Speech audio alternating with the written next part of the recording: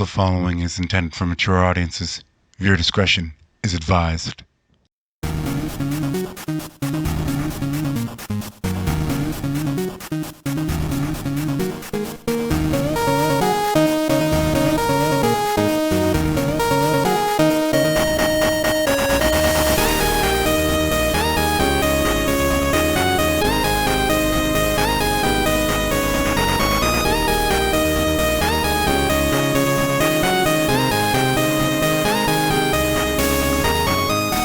What's up, Deadites? Last we left our hero at Fort Tarsis, she had just found herself a rather amazing javelin hidden in a vault that seemed to be made specifically for her to enter and find the javelin she would prove herself worthy. Which in the end, of course, Asta did.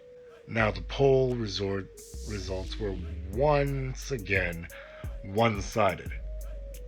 But we'll get into that a little later. Asta's life with Yuno went on to be a rather simple one. They'd work, come home, go on an occasional date or two, have some extracurricular activities. But Asta had a secret, and it was eating at her. It was one thing not to tell anyone else, but she was hiding a damn javelin in her home. Or at least, it was a matter of time before Yuno found out. I mean, they have a rather small studio apartment, and Asta dare not take it anywhere near the forge. Or at least, that was her initial concern. But when she focused on being out of the javelin, it receded into the sword, and all trace that was left of it were two bangles on her wrists, left and right.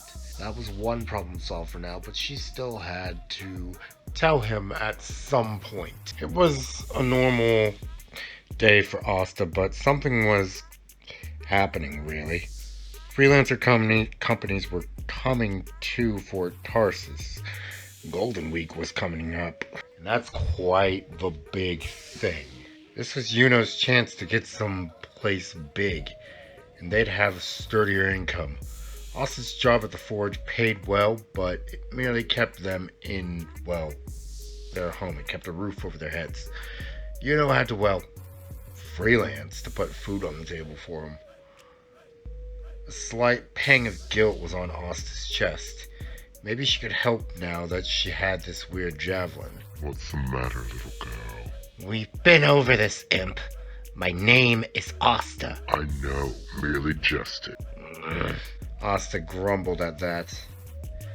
Yuno noticed her rather sour look. You okay over there? Asta shook herself back to her senses. I'm fine, just thinking about how to make you a better javelin. I don't think this one will get you any attention, even with your skill. Asta had been making trips to the field quite often to salvage parts to make Yuno's newest javelin, the storm he wanted in the first place, but they couldn't afford. This storm she had been spending a while working on, but she went down to the vault to find a core to use, and luckily enough, she found something that reminded her of him. A green-looking gem that, oddly enough, looked like a four-leafed clover, which looked beautiful in comparison to the faint five-leaf reddish-black clover on, Black Devil. Simple, to the point. I like it, Asta. Yeah, I thought you would. Asta is working her Amazonian butt off to forge this in time, but to make it a masterwork of a javelin to garner the attention of a decent company of freelancers. Shouldn't we be practicing as well? Also, don't forget to tell your boyfriend about us. Asta was considerably nervous about that matter, and I don't think I can blame her one bit for that. But a wonderful storm javelin had been crafted and appraised by Zoe. Jeez, Asta, This is a masterpiece. So, are you gonna get down on a knee when you give this to him? Asta was a blushing mess at that. Zoe! Zoe was just teasing her a bit. She absolutely loved Asta. But seriously, that boy had better put a ring on your finger before someone else beats him to the punch. You're an absolute catch. And don't let anyone else tell you otherwise. With that, their lunch was done. A few people had tried to buy Four Leaf, but they were firmly shot down.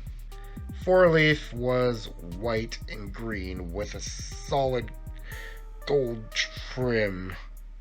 There was a golden four-leafed clover to represent the core it was made with on its chest. Left side, actually.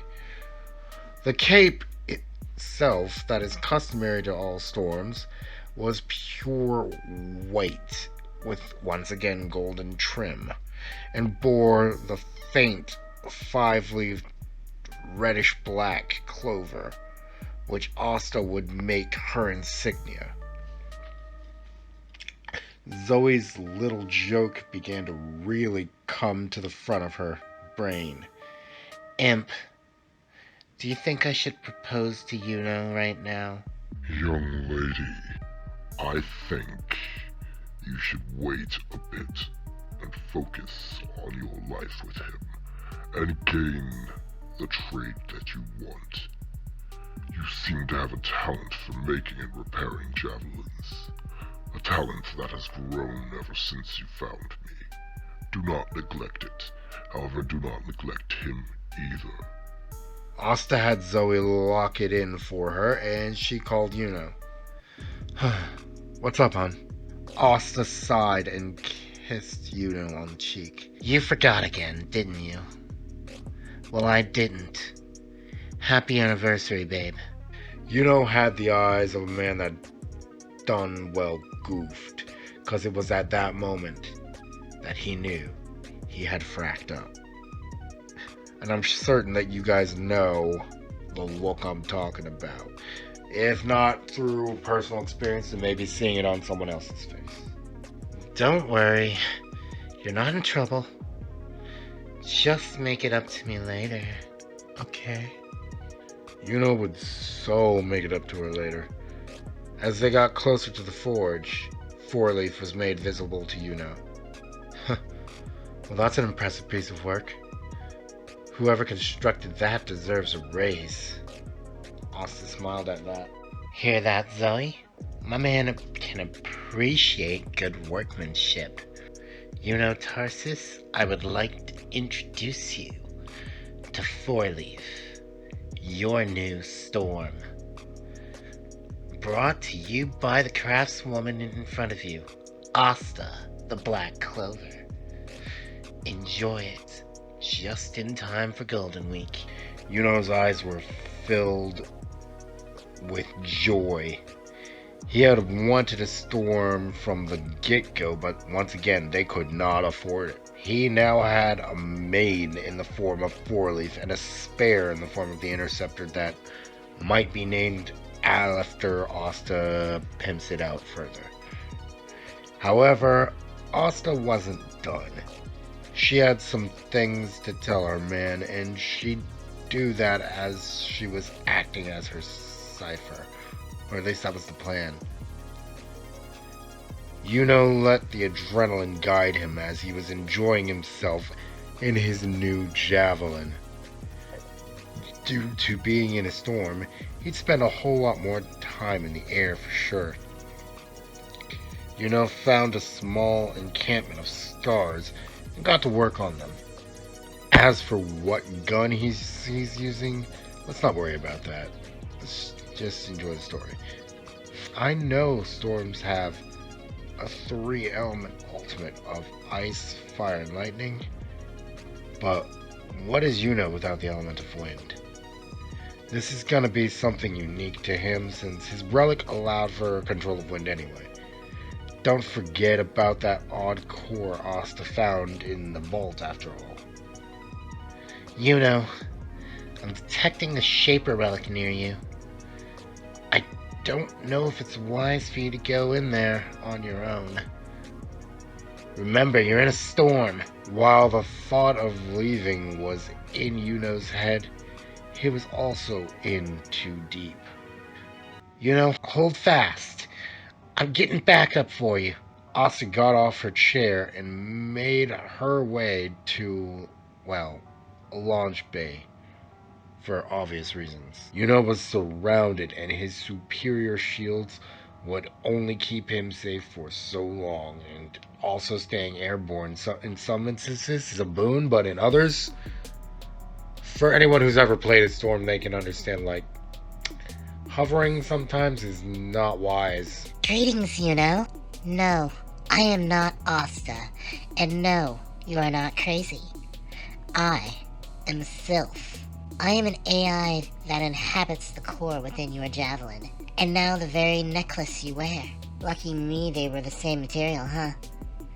Well, I should get to the point.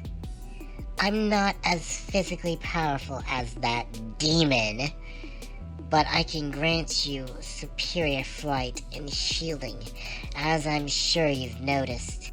Javelins of this type are usually running on fumes by now. Thanks to our combined efforts, this unit now has amazing wind capabilities. I, however, had to get rid of one of your power matrices to do so.